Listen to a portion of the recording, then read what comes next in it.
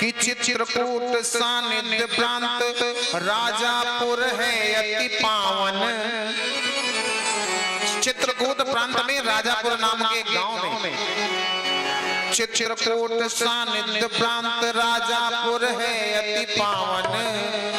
रवि तनुजा के तीर भूम बुंदेलखंड मन भावन। प्रगटे तहाँ जन्म दे धन्य भई माहुल सी गुण गायक सीताराम जी के। प्रगटे तहाँ जन्म दे धन्य हुई माहुल सी गुण गायक सीताराम के। सतगुर चक्रवर्ती स्तुति संत सरल श्री तुलसी गुण गायक सीताराम जी के। सतगुर चक्रवर्ती स्तुति संत सरल श्री तुलसी गुण गायक सीताराम के। राजापुर नामक गांव में चित्रकूट के प्रांत में एक बड़े ही परम स्नेही ब्राह्मण के घर में गोस्वामी जी का जन्म हुआ।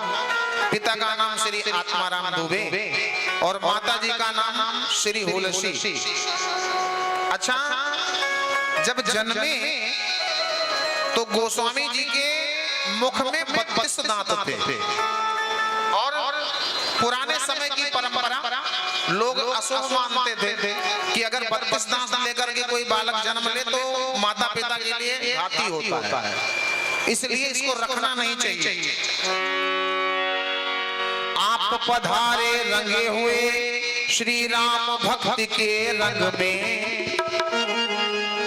जब जन्म लिए आप पधारे रंगे हुए श्री राम भक्ति के रंग में।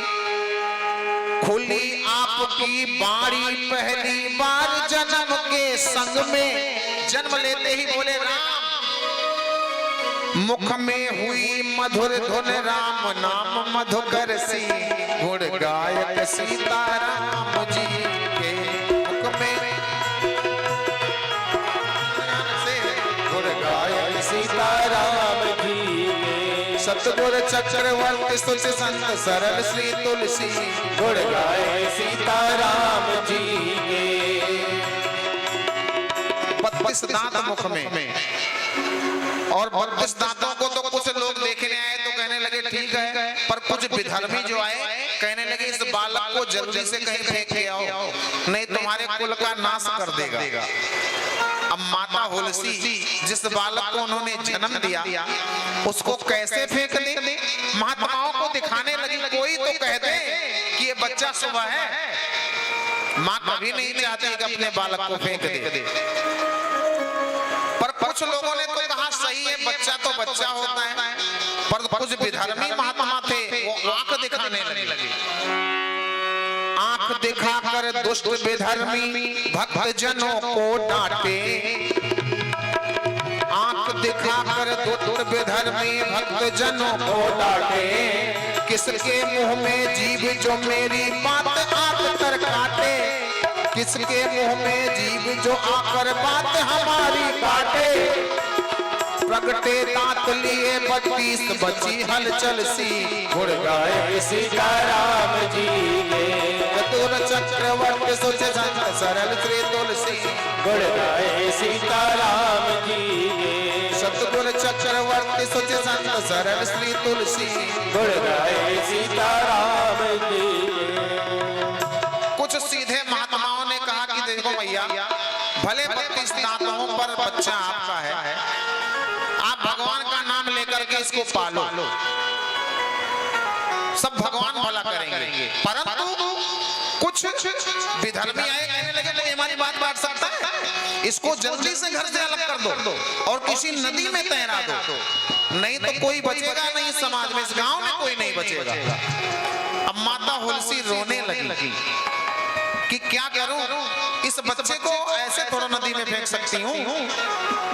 तो भगवान की कृपा से बालक के अंदर अलग अलग अवगुण थे, पर रखना सही नहीं था। ये समाज के लोग विरोध कर रहे थे। तो शुभ मुहूर्त में माता हुलसी ने उनके यहाँ एक काम करने वाली दासी थी चुनिया से कहा कि देखो ऐसा है माता, हम हम अपने बच्चे को फेंक नहीं सकते। तुम एक काम करो, इसको ले जाओ पालो, और जब ये बड़ा हो जाएगा तो समाज वाले भी भूल जाएंगे, फिर मैं अपने घर ले आऊंगी और अपने बच्चे को हृदय से लगा करके रखूंगी। फिर बच्चा जब बड़ा हो जाएगा तो वैसे बाहर निकल जाएगा। फिर अभी समाज के विधर्मियों से बचाना है तो हुलसी ने चुनिया नाम की दासी को सौंप दिया बच्चे को। अब चुनिया लेकर के गई, लेकिन भगवान की लीला देखो, चुनिया जब लेकर के गई तो मुश्किल से 6 महीने भी नहीं जी होगी, उस दासी की भी मृत्यु हो गई। और दासी की जब मृत्यु हो गई तो तुलसीदास जी महाराज थोड़े बड़े हुए, धीरे धीरे बड़े हुए और अकेले। अब तो माता पिता भी नहीं। वहीं पे चित्रकूट में घाट पे चले जाते, बालकों के बीच में बैठे रहते, कोई दे जाता तो खा लेते। धीरे धीरे बड़े हुए। गुरु नरहरि दास वहां आते थे। सो नरहरि दास के सानिध्य जब मिला उस बालक को तो छोटा बालक तुलसी उनके सानिध्य में ले गया। और कहते हैं संतों का शरण जब मिल जाए तो जीवन अपने आप सुधर जाता है। धन्य है सत्पुरुषों का संग, बदल देता जीवन के ढंग। धन्य है सत्पुरुषों का संग, बदल देता जीवन के ढंग। धन्य है सत्पुरुषों का संग, बदल देता जीवन के ढंग। धन्य है सत्पुरुषों का संग, बदल देता है जीवन ढंग।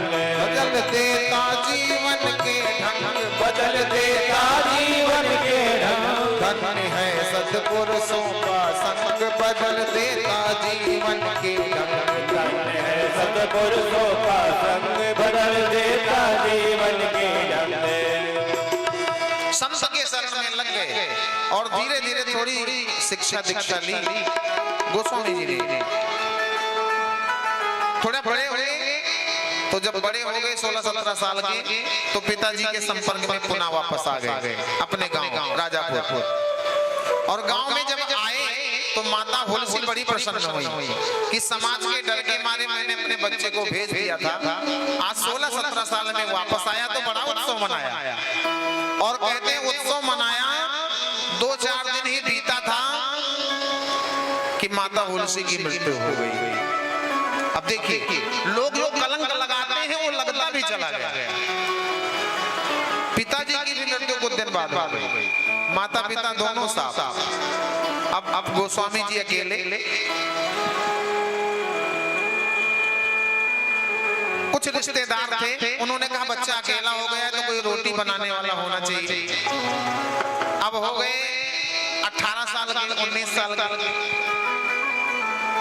समाज वालों ने, संबंधियों ने रिश्ता जोड़ दिया। बच्चा अकेला है, अपने आप चूल्हा फूकता है, बनाता है, तो एक काम करो कहीं विवाह करवा दें इसका, तो घर में जब पत्नी आ जाएगी तो कोई रोटी बनाने वाला तो हो जाएगा। सो संबंधियों ने रत्नावली नाम की कन्या से गोस्वामी जी का शुभ मुहूर्त में विवाह करवाया। अच्छा, नरहरि दास के आश्रम में जब रह करके आए तो भक्ति जागृत हुई थी, परंतु जब फिर गृहस्थ में आ गए तो रत्नावली ने देखा कि जब हमारा विवाह हो के आया था तो 4-4 घंटे माला जपते थे, पर जब से हम घर में आए तब से हमसे ज्यादा स्नेह रखने लगे और माला इनकी कम हो रही है। गोस्वामी जी को अपनी पत्नी रत्नावली से बड़ा प्रेम था, इतना प्रेम कि क्या बताएं। एक समय की बात, माता रत्नावली कुछ दिन के लिए, बहुत दिन बाद अपने मायके गई, पिताजी ले गए। भादों का महीना, अब चली गई तो गोस्वामी जी का दिन तो बीत गया, पर रात्रि में मन लगा नहीं और भयंकर बरसात हो रही है, प्रलय के बादल गरज रहे हैं और पड़ोस के गांव में घर माता रत्नावली का। सो जब अर्धरात्रि हो गई तो गोस्वामी जी का मन लगा नहीं, सो रात्रि में ही चल दिए। न